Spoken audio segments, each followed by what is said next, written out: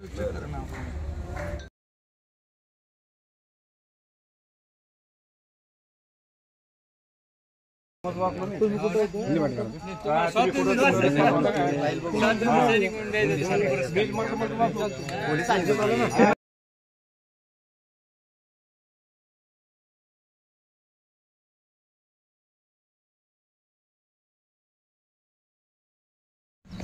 आज आपण मराठा योद्धा मनोज जरांगे पाटील यांची आंतरवली सराटी येथे येऊन भेट घेतली।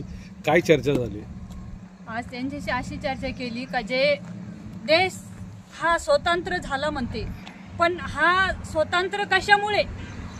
कुठे अन्याय थांबत नाही, कुठे न्याय मिळत नाही आणि हा देश स्वतंत्र झाला असं आम्ही मानत नाही। कारण की महिला घराच्या बाहेरून जे फिरून ते सुखरूप येत नसेल तर आम्ही पण लाडकी बहीण योजना, ही लाडकी बहीण योजना यांनी चांगली काढली, पण लाडकी बहीण ही सुरक्षित राहिली पाहिजे आणि ह्या लाडक्या बहिणीला न्याय मिळाला पाहिजे असा त्यांनी निर्णय किंवा ह्या विषयावरती त्यांनी प्रतिक्रिया द्यायला पाहिजे होते।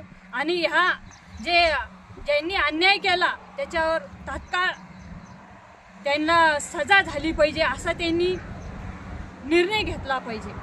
घडतो पण अन्यायाला कोणी वाचा फोडत नाही आणि जे फोडण्याची तयारीला असला त्याच्यावर पुन्हा दडपशाहीने त्याला दाबून ठेवलं जातं का हे अन्याय जाहीर त्याला पाठिंबा भेटला पाहिजे, आपल्या देशामध्ये न्याय भेटला पाहिजे असं माझं मत जरांगे पाटलाशी बोलले।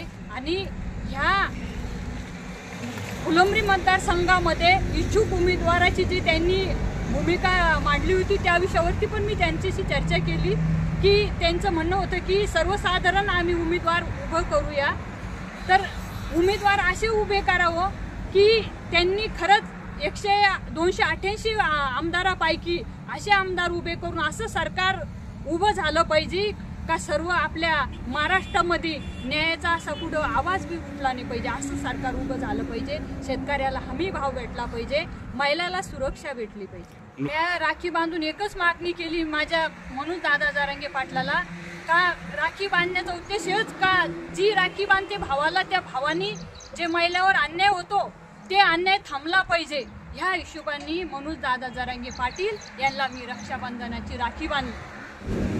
त्यांनी वेळ प्रसंगी माझ्या पाठीशी राहून आणि मी तुम्हाला न्याय देऊ असं त्यांनी मला सांगितलं।